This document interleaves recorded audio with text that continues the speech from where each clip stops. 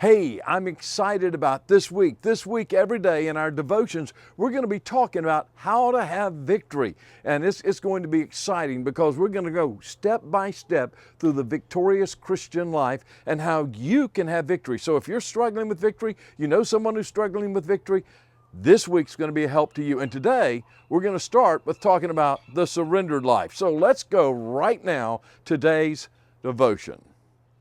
I was speaking with a friend from Romania one day, and he said to me, in the West, you guys talk a lot about commitment.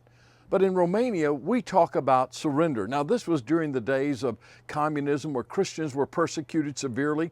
And he said, we don't talk about commitment, we talk about surrender. And there's a great difference in the two. And I thought about what he said, and I realized that there was a great difference. You see, commitment talks about what we do. In other words, I'm going to do this for God. I'm committed to Him. But surrender says, I have nothing to offer. I surrender to you.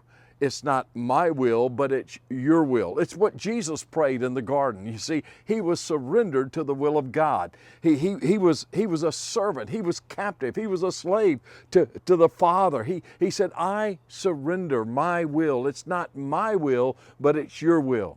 You see, in the book of Romans, the Bible says, I beseech you, therefore, brethren, by the mercies of God, that you present your bodies a living sacrifice, holy and acceptable unto God, which is your reasonable service of worship. The way you worship God is by surrender, where you say, Lord, it's no longer my will, but it's your will. I want you. I give myself to you. You have captured me.